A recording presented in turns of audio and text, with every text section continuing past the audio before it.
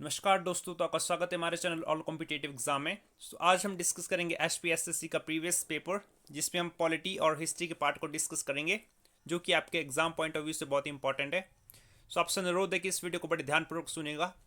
Video start करने से पहले जिन दोस्तों ने अभी तक हमारा चैनल सब्सक्राइब नहीं किया है, वो हमारा चैनल सब्सक्राइब कर ले और साथ ही साथ हमारे टेलीग्राम ग्रुप को भी ज्वाइन कर ले, ताकि आपको आने वाली वीडियोज़ की नोटिफिकेशन और पीडीएफ तुरंत मिल सके। आज का सेशन स्टार्ट करते हैं।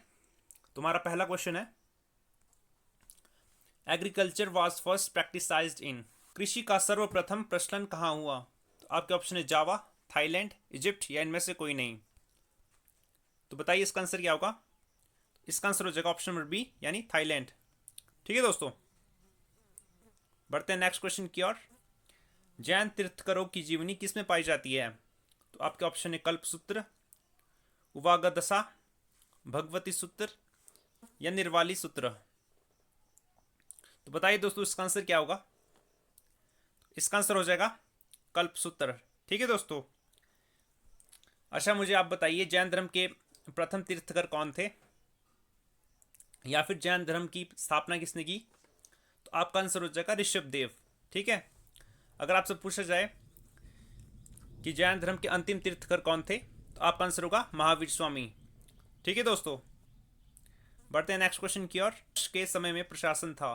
तो आपके ऑप्शन है लोकशाही, एक तंत्रीय, अधिक सामंतवादी और विकेंद्रीकृत, और ऑप्शन नंबर डी आपका अत्यधिक केंद्रीकृत। तो बताइए इसका आंसर क्या होगा। तो इसका आंसर होगा ऑप्शन नंबर सी, यानी अधिक सामंतवादी और विकेंद्रीकृत। अगर आपसे पूछा जाए हर्ष के समय कौन चीनी यात्री भारत आया था, तो इसका आंसर क्या होगा बताइए। इसका आंसर हो जाएगा आपका हेनसांग। ठीक है, बढ़ते हैं नेक्स्ट क्वेश्चन की ओर। चंद्रगुप्त मौर्य ने अपने जीवन के अंतिम दिन कहाँ व्यतीत किए? तो आपके ऑप्शन है मगध, पाटलिपुत्र, कन्नौज या श्रवण बेलगोला। तो बताइए इसका आंसर क्या होगा। तो इसका आंसर हो जाएगा ऑप्शन नंबर डी, श्रवण बेलगोला। ठीक है, अगर आपसे पूछा जाए चंद्रगुप्त मौर्य किस धर्म के अनुयायी थे, यानी किस धर्म को फॉलो करते थे, तो आपका आंसर होगा बौद्ध धर्म। ठीक है, बढ़ते हैं नेक्स्ट क्वेश्चन की ओर। खारवेल निम्न में से किस राजवंश से संबंधित थे? तो आपके ऑप्शन है चेदी वंश, वाकाटक वंश, सेन वंश या पाल वंश। तो इसका आंसर हो जाएगा ऑप्शन नंबर ए, चेदी वंश। ठीक है दोस्तों, बढ़ते हैं नेक्स्ट क्वेश्चन की ओर। किस दिल्ली सुल्तान ने आम जनता से वार्तालाप करने से इनकार किया?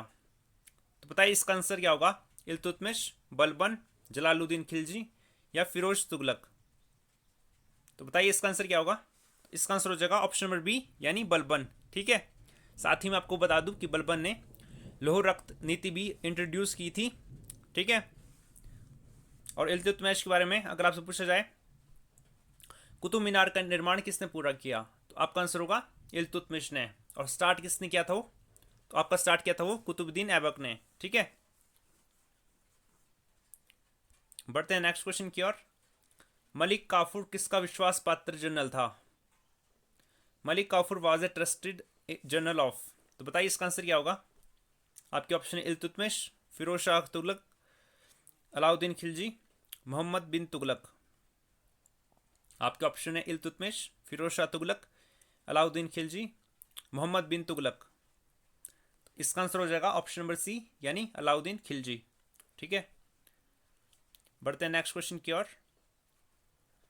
विजयनगर साम्राज्य ने किसके क्षेत्र को संपूर्ण या आंशिक रूप से अपने शासन में सम्मिलित किया था? तो बताइए इसका आंसर क्या होगा। इसका आंसर हो जाएगा ऑप्शन नंबर डी, यानी ये सभी। ठीक है, बढ़ते नेक्स्ट क्वेश्चन की ओर। कबीर और रविदास किसके शिष्य थे? आपके ऑप्शन है रामानंद, रामानुज, वल्लभाचार्य या फिर शंकराचार्य। तो बताइए इसका आंसर क्या होगा। इसका आंसर हो जाएगा ऑप्शन नंबर ए, रामानंद। ठीक है, अगर आपसे पूछा जाए कि शंकराचार्य ने किस सिद्धांत को दिया, तो आपका आंसर हो जाएगा अद्वैतवाद। ठीक है, और वल्लभाचार्य से आपसे क्या क्वेश्चन पूछा जाता है? तो वल्लभाचार्य से आपसे क्वेश्चन पूछा जाता है कि सूरदास किसके शिष्य थे? आपका आंसर हो जाएगा वल्लभाचार्य के। ठीक है, बढ़ते हैं नेक्स्ट क्वेश्चन की ओर। शाहजी ने पूना को जागीर के रूप में किससे प्राप्त किया? तो इसका आंसर हो जाएगा ऑप्शन नंबर डी, निज़ाम शाही। ठीक है, बढ़ते हैं नेक्स्ट क्वेश्चन की ओर। कश्मीर की सैर करने वाला अंतिम मुगल शासक कौन था? तो बताइए इसका आंसर क्या होगा। इसका आंसर हो जाएगा ऑप्शन नंबर सी, यानी औरंगजेब। ठीक है, बढ़ते हैं नेक्स्ट क्वेश्चन की ओर। प्लासी का युद्ध कब हुआ था? तो ये तो बहुत ही आसान है, इसका आंसर हो जाएगा ऑप्शन नंबर ए, 1757 में। और ये किसके बीच हुआ था? तो ये हुआ था आपका अंग्रेज और सिराजुद्दौला के बीच। ठीक है दोस्तों। अच्छा, 1761 में क्या हुआ था? तो 1761 में हुआ था आपका पानीपत की तीसरी लड़ाई। ठीक है, और 1764 में क्या हुआ था? ये हुआ था आपका बक्सर का युद्ध। ठीक है, देखिए दोस्तों, आपको ये सब डेट्स याद रखनी है। हमारा नेक्स्ट क्वेश्चन है, यातायात के लिए प्रथम रेलवे लाइन कब शुरू की गई? ऑप्शन है 1850, 1853, 1904 और 1907। इसका आंसर हो जाएगा ऑप्शन नंबर बी, 1853। ठीक है, और कहाँ से ली थी ये चली थी आपकी मुंबई से ठाणे। और किस गवर्नर जनरल के कार्यकाल में चली थी? तो आपका आंसर हो जाएगा लॉर्ड डलहौजी। ठीक है, ये हम पहले भी डिस्कस कर चुके हैं, आशा करते हैं आपको ये याद होगा। बढ़ते हैं नेक्स्ट क्वेश्चन की ओर। भारतीय समाज सुधार की नींव किसने रखी? तो बताइए इसका आंसर क्या होगा। तो इसका आंसर हो जाएगा ऑप्शन नंबर ए, राजा राम मोहन राय। ठीक है, देखिए दोस्तों, इनमें से दोनों ये आपके समाज सुधारक है, पर अगर आपसे पूछा जाए कि नींव नींव किसने रखी, तो आपका आंसर होगा राजा राम मोहन राय। ठीक है, और यहाँ पे आपके ऑप्शन है दयानंद सरस्वती। तो इन्होंने किस समाज की स्थापना की थी, बताइए। तो दयानंद सरस्वती ने की थी आर्य समाज की स्थापना। ठीक है, और कब की थी? ये की थी आपकी 1875 में। ठीक है, और यहाँ आपका ऑप्शन है आपका डी, देवेंद्र नाथ टैगोर। इन्होंने क्या किया था? इन्होंने किया था आपका प्रार्थना समाज की स्थापना। ठीक है, और प्रार्थना समाज की स्थापना कब हुई थी? तो ये थी आपकी 1867 में। ठीक है, और प्रार्थना समाज की स्थापना किस किसने की थी? तो देखिए, इसमें 3 लोग थे। एक थे आपके आत्माराम पांडुरंग, और दूसरे थे आपके देवेंद्र नाथ टैगोर, और तीसरे थे आपके केशव चंद्र। ठीक है, बढ़ते हैं नेक्स्ट क्वेश्चन की ओर। तो अब हमारा पॉलिटी सेक्शन स्टार्ट हो जाता है। तो क्वेश्चन है आपका, भारत का संविधान मान्यता प्रदान करता है? तो इसका आंसर हो जाएगा ऑप्शन नंबर सी, धार्मिक और भाषाई दोनों को। ठीक है, हमारा नेक्स्ट क्वेश्चन है, मूलभूत कर्तव्यों में यह शामिल नहीं है? तो आपके ऑप्शन है सामाजिक स्वीकृति, नैतिक स्वीकृति, राजनीतिक स्वीकृति या विधिक स्वीकृति। तो बताइए इसका आंसर क्या होगा। तो इसका आंसर होगा ऑप्शन नंबर डी, विधिक स्वीकृति। ठीक है दोस्तों, बढ़ते हैं नेक्स्ट क्वेश्चन की ओर। Who is the ex official chairman of NITI Aayog? तो बताइए इसका आंसर क्या होगा। इसका आंसर हो जाएगा प्रधानमंत्री। ठीक है,